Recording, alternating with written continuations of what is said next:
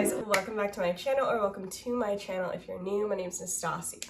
If you know anything about me, you know that I don't like Halloween. My family and I do not celebrate it, even though I did growing up. I did all the way until 2019, and then I stopped because I felt very, very convicted against it, and I just couldn't unknow what I learned about Halloween and how dark it is. Since then, I have made, different videos and reels and stories and stuff like that, just kind of with brief synopsises of why I don't celebrate Halloween and such. That has come with a lot of opinions, mostly hate comments, but I felt like it could be kind of a fun video to address some of these hate comments. Without further ado, let's address some of the comments from my Halloween type videos. And just to be clear, I don't think that every single comment that disagrees with me is necessarily a hate comment, right? So people who just say I disagree, we celebrate Halloween. Okay, I don't care. I'm not the Halloween police. I've always said that. This is something that I believe in. That's why I talk about it. But a lot of these that I'm about to talk about here are the most commonly commented things that I feel like deserve an answer that can't fit in the comment section. Okay, so the first thing I hear a lot, or other people hear a lot, is you're a legalist for not celebrating Halloween. And by saying that you don't celebrate Halloween because of your faith, that makes you legalistic, such. So here's the difference. Legalism is the idea that your salvation is based on your works. It's based on things you can do, and that you can lose your salvation based on your works. So if I were to say that if you celebrate Halloween, you're going to lose your salvation, that would be making myself a legalist, because I'm basing your salvation and what Jesus did on the cross based on your work, not on his works. So I'm absolutely not saying that. I've never said that. There are some people who believe that if you trick or treat, if you take part in Halloween, that it makes it you can be possessed by demons, even if you're a Christian, that, you get curses on you, this stuff. I don't actually fall in that camp. I don't believe that.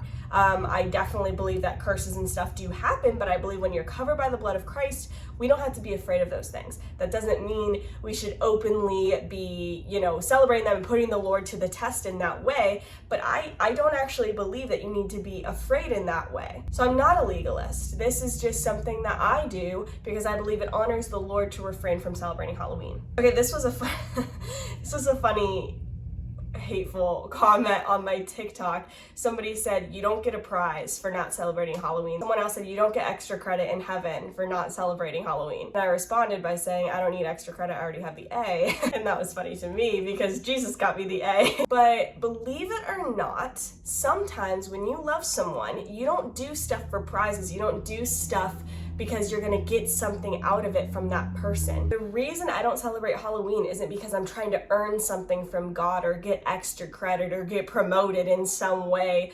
I do it because I genuinely love the Lord and I fear him in a healthy way, and I want to honor him well. And this is a way that I show my honor and my love for God because I felt very strongly convicted against this. Okay, next comment. Your poor kids are going to be miserable and hate Jesus. Thankfully, their salvation isn't based on anything I could or couldn't do.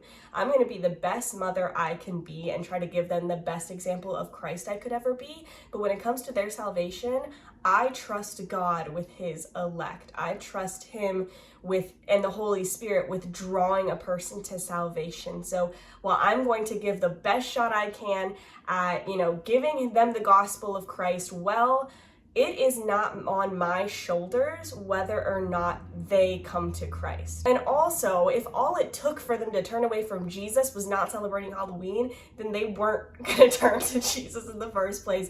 That's pretty mild compared to the persecution some Christians are facing. By the way, I never addressed this, but I'm sorry for the mess in the background. We recently got Eros a new crib, but we haven't put it together yet, so it's here.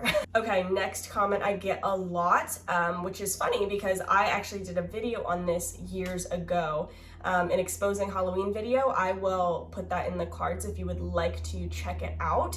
But I went in a deep dive about Halloween, the origins of Halloween. I researched the schnizzle out of it, and I put my findings here on YouTube. So I really did some extensive research on this.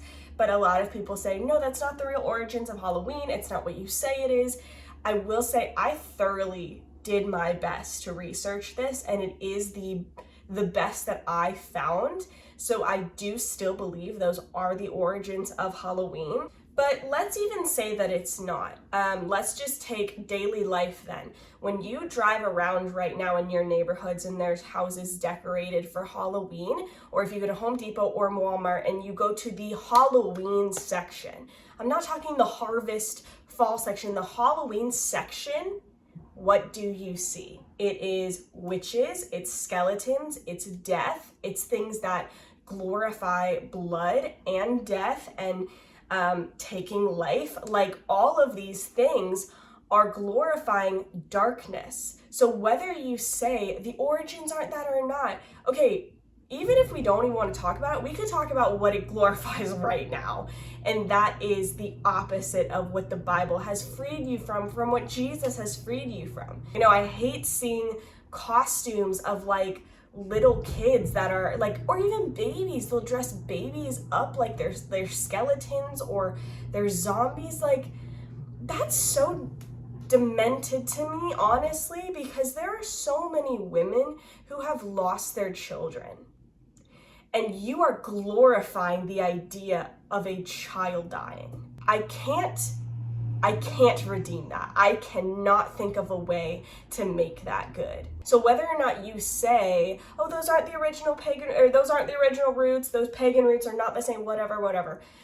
Drive around your block, go through the Halloween aisles, and you can see what Halloween is about. And I'm not sure how you can justify that as agreeing with the Bible. Okay, another comment I get all the time when I post anything is people immediately jump to this. This might be one of the most common comments is, oh, good luck when you find out the pagan roots of Christmas, or I can't wait until she figures out what Christmas is about, like poking fun at me, like already naming me a hypocrite when I have never mentioned Christmas in any of like my reels or stories or anything when I'm talking about Halloween. So it's just funny to me that people immediately go there like, what if I didn't celebrate Christmas? Then your argument doesn't stand at all anyway. But a fun fact about this is that I actually did pretty extensive research on Christmas too. The year that I came out with the Halloween video, I researched Christmas as well because my husband and I were like, okay, listen, we are absolutely willing to give up Christmas if it's the same as Halloween. Like, we absolutely are, and we really meant that. And so I did really extensive research. The only reason I didn't make a video about it was because I was in my first trimester of pregnancy at that time, and I was just done with everything. So I didn't get a chance to, and then life happened, and I still need to make a video, and I'll probably make one around Christmas. But I did do research, and here's the thing, if you're convicted about Christmas, I am not going to try to convince you otherwise. However, from what I did research, it is quite different from Halloween. One of the main things is that the winter solstice, they say winter solstice is what Christmas is all about, and that's the pagan roots and all this stuff. It's not. It's literally not even the same day. I believe winter solstice was the 20th or something, or the 21st or something. That's when they would do the whole praise and worship of, I don't know, Saturn or something like, I think it was Saturn. So these different false gods, but Christmas was not the same. Now, I'm not going to be somebody to say that like, oh, it's all of Jesus, you know, like that's what Jesus's birthday is. That's not when Jesus was born. They think that Jesus was born probably sometime around like June, I think, or something like that. But no, that wasn't Jesus's birthday. And we don't agree with Santa. We don't do Santa in our family. We're not going to be doing it with our children. So we don't do that stuff. But I promise you, if you really looked into the origins of Christmas and that stuff, and if you looked into like the origins of Saint Nicholas, there is a lot of difference between that and Halloween. Sure, you could even say that some of the traditions aren't Christian, and most of those traditions we don't even do, if I'm being honest. But if we compare even the decorations section of Christmas and Halloween, Christmas doesn't glorify death. Halloween does. It doesn't glorify darkness and sin and necromancy and sorcery. You know, Halloween does. So, and if you want to say that Santa does, well, I can kind of understand that. That's part of the reason we don't do Santa, because we don't want to lie to our kids about where their gifts came from, and we don't want them believing something that isn't true that might confuse them one day about God. So, all that being said, People like to use that comment to try to, wrap me in hypocrisy, but like they are actually very different things. It is possible to celebrate Christmas, or even if you don't want to call it Christmas, celebrating Jesus's birth and different things around that instead of celebrating Halloween. One more thing, if you're gonna say, well, see, you're not doing Santa, so you can just make Halloween what you want, just like you're making Christmas what you want. Cutting one thing is very different than the fact that you would have to cut literally everything about Halloween out of it in order to make it redeemable. Everything, every decoration, every movie, all the traditions, every single one of them, it wouldn't be Halloween anymore. Like, cutting the idea of Santa out versus everything about Halloween is quite different. Really quick, if you didn't know, I have a Patreon where you can see exclusive videos from me that are only available on my Patreon. If you are a patron of mine, I appreciate it so much. Thank you for being there. I will have that down below in the description. If you're interested in checking out my Patreon, you can subscribe to it and then cancel it at any time if you'd like. Next, I get this a lot. So you're just judging everybody who doesn't celebrate Halloween. The Bible says not to judge, which, first of all, that is out of context of what the Bible says. It actually does say to judge the works and the fruit of people so that you would know where their heart is. But even so, I just made a reel about this actually, and I think a YouTube short about how people think I react to them celebrating Halloween versus how I actually react. Like 99% of the people in my life celebrate Halloween. There are very few people in my family and friend group who don't. Very few. And I love all of them. Believe it or not, it is absolutely possible to disagree with what somebody is doing and still love that person. Super possible, despite what everything everywhere would tell you. This was a comment I got on TikTok. TikTok, they will just tell you. They'll tell you what they think at all times. No shame on TikTok. Somebody said, I think Jesus would have gotten down at Halloween parties, meaning he would have celebrated Halloween parties if they were around. But what I would like to counter with that is that there were a lot of pagan rituals, there were pagan ceremonies, there were, these different sacrifices to false gods. And not only did Jesus not take part in any of them, but he actually, called them out. And in the Old Testament, God called out the Jewish people whenever they would take part in these pagan ceremonies. He would, basically say, you have turned against me. You need to turn back. You need to have nothing to do with those false idols. You need to burn them and get them far away from you. And then in the New Testament, we don't see not a single time where Jesus would have taken part in any of those occultic pagan practices whatsoever. And he follows the commandments of the Bible. He says, if you love me, you will follow my commandments. So we can assume that's absolutely not true whatsoever. Another comment is, I got this a lot. People just think I was overreacting by having a stance on Halloween at all. And they were saying, it's not that serious. It's just candy. It's just kids who want candy. Like, you need to calm down. You need to chill out, girl. Just like, sit down. I want to take this from a very even secular perspective for a second. When we think about the idea of candy to children. So we teach our children growing up to not take candy from strangers, to not take anything from strangers, to not even approach strangers, that if a stranger tries to give you anything, you should run and get an adult.